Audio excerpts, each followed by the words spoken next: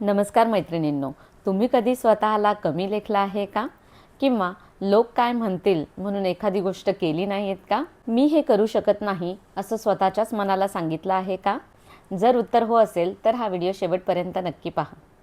कारण आज आपण फक्त आत्मविश्वासाबद्दल बोलणार नाहीत, तर तो कसा वाढवायचा आणि पुन्हा उभा करायचा हे शिकणार आहोत.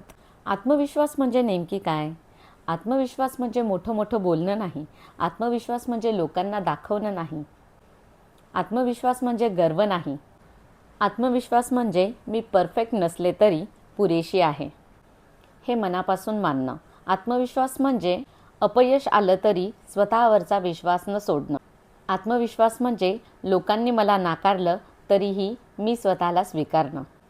मग हा आपला आत्मविश्वास कमी का बरं होतो? खरं सांगू का? आपला आत्मविश्वास हा कोणी बाहेरून चोरणार नसतो, तर हळूहळू आपणच तो आपल्याकडून काढून घेत असतो, आपणच तो कमी करत असतो. त्याची काही कारणं आहेत.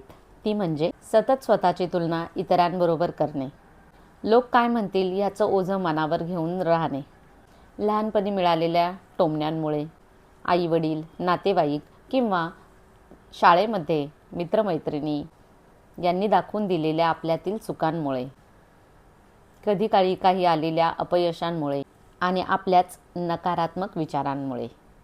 आपणच स्वतःला म्हणत असतो की मला तेवढं समजत नाही, किंवा मी सुंदर नाही, मला हे जमणार नाही, मी हे करू शकणार नाही, माझ्याकडून चूक झाली तर. आणि ज्यावेळी ज्या क्षणी आपण हे स्वतःला अशी वाक्य बोलायला लागतो, त्यावेळी आपला आत्मविश्वास तुटायला लागतो, हळूहळू कमी व्हायला लागतो. लक्षात ठेवा, जन्मतः कोणीही कॉन्फिडंट नसतं, आत्मविश्वासू नसतं. आज जे लोक आपल्याला यशस्वी दिसतात, ज्यांचा आत्मविश्वास आपल्याला आकाशा एवढा मोठा वाटतो, ते सुद्धा कधीतरी घाबरलेले होते, ते सुद्धा कधीतरी रडलेले होते, किंवा त्यांनासुद्धा कधीतरी काहीतरी जमत नव्हतं. फरक फक्त एवढाच असतो की त्यांनी तिथे स्वतःला थांबू दिलं नाही, प्रगती करत राहिले, पुढे पुढे प्रयत्न करत राहिले आणि यशस्वी झाले. चला तर मग आता पाहूया आत्मविश्वास वाढवण्यासाठीची पहिली सवय. स्वतःशी नीट बोला, सकारात्मक बोला, पॉझिटिव्ह बोला. दिवसभरात आपण बऱ्याच लोकांशी बोलत असतो, परंतु खरं संभाषण, खरं कॉन्व्हर्सेशन आपण कोणाशी करतो माहिती आहे? आपल्या स्वतःशी. कारण घरातील लोकांशी किंवा मैत्रिणींशी, आईवडिलांशी, घरातील इतर व्यक्तींशी, मुलांशी, नवऱ्याशी आपण थोडाच वेळासाठी संपर्कात येतो, थोडाच वेळ त्यांच्याशी बोलतो. पण इतर वेळी 24 तास आपण आपल्याबरोबरच असतो. आपल्या डोक्यात 24 तास विचार चालूच असतात. आपण स्वतःशीच बोलत असतो. आणि जर आपण आपल्या स्वतःशीच नकारात्मक बोलत असू, सतत निगेटिव्ह बोलत असू, तर मग आपला आत्मविश्वास कसा वाढणार? म्हणून आजपासून आपण छोटे छोटे बदल करूयात. जसं की मी काहीच करू शकत नाही असं वाक्य म्हणण्यापेक्षा मी बदलतीये, मी शिकतीये, मी प्रयत्न करतीये असं म्हणायला लागू. असं म्हणायला सुरुवात करू. माझं नशीबच खराब आहे, माझं आयुष्यच वाईट आहे असं म्हणण्यापेक्षा माझं आयुष्य सध्या कठीण आहे, परंतु ते हळूहळू सुधारेल असं म्हणूयात. कारण तुमचे शब्द हेच तुमचं भविष्यच ठरवत असतात. आपण म्हणतो ना की घरामध्ये नेहमी शुभ बोललं पाहिजे, सकारात्मक चांगलं बोललं पाहिजे. कारण घरातील वास्तुपुरुषही आपल्या प्रत्येक बोलण्याच्या नंतर आपल्या प्रत्येक बोलण्याला तथास्तु म्हणत असतो.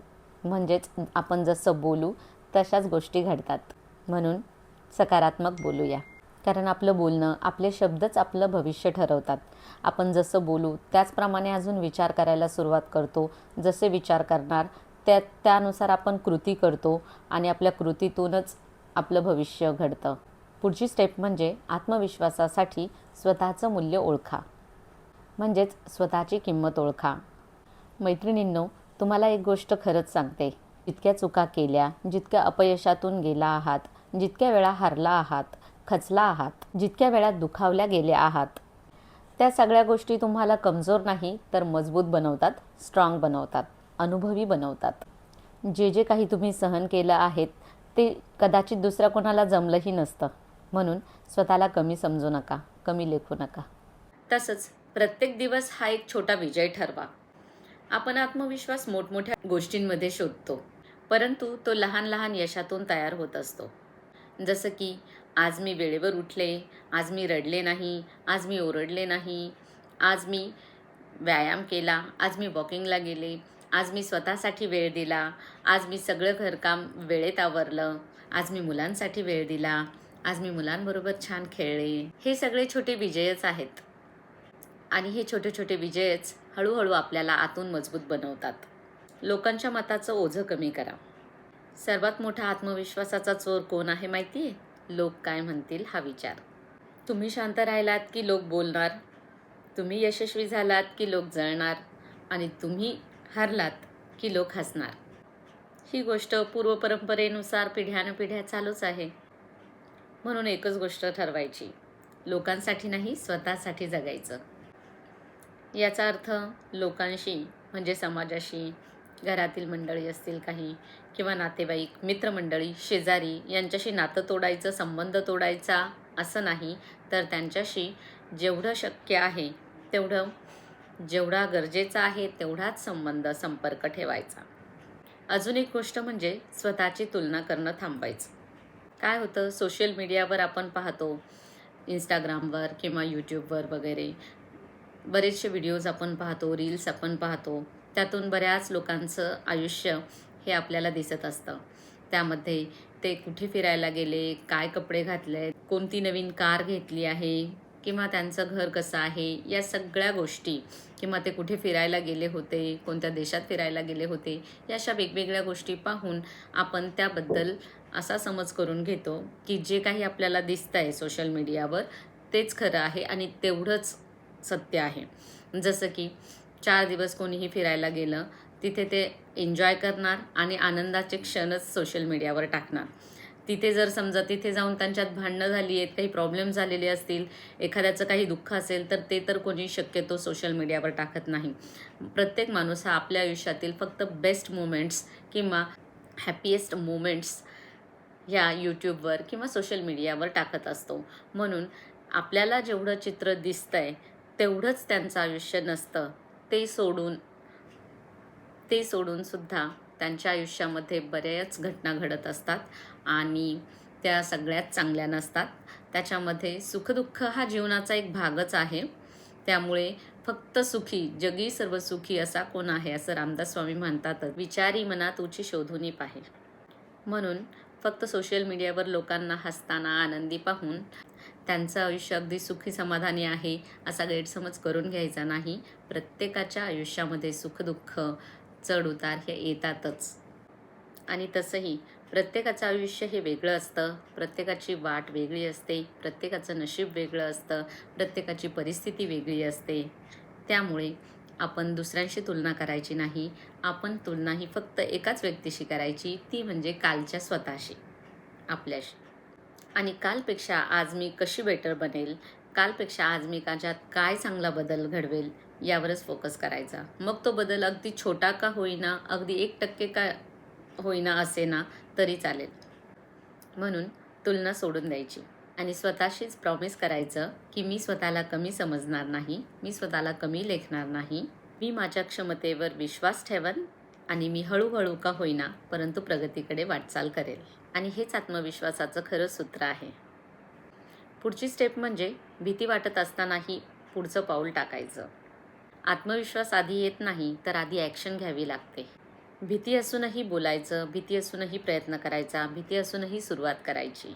कारण प्रत्येक स्ट्रॉंग व्यक्ती ही कधी ना कधी घाबरलेलीच असते आणि त्या भीतीवरच मात करून ती पुढे गेलेली असते आणि यशस्वी झालेली असते. आपल्या मुलींना हे नेहमीच सांगितलेलं असतं की तू मुलगी आहेस, हे तुझ्यासाठी नाही, हे घर म्हणजेच तुझं विश्व आहे, वगैरे वगैरे. पण एक गोष्ट लक्षात ठेवा, तुम्ही फक्त मुलगी नाही, तुम्ही एक शक्ती आहात, तुम्ही संघर्ष आहात, तुम्ही यशाची बीजं आहात आणि तुमचा आत्मविश्वास हा कुठल्याही परवानगीवर चालत नाही. आपला आत्मविश्वास वाढवण्यासाठी रोज स्वतःला काही सवयी लावून घ्यायच्या, छोट्या छोट्या. रोज सकाळी स्वतःला आरशात पाहून स्वतःबद्दल पॉझिटिव्ह सकारात्मक बोलायचं, स्वतःतील चांगले गुण सांगायचे, स्वतःलाच सांगायचे. नकारात्मक लोकांपासून थोडंसं दूरच राहायचं.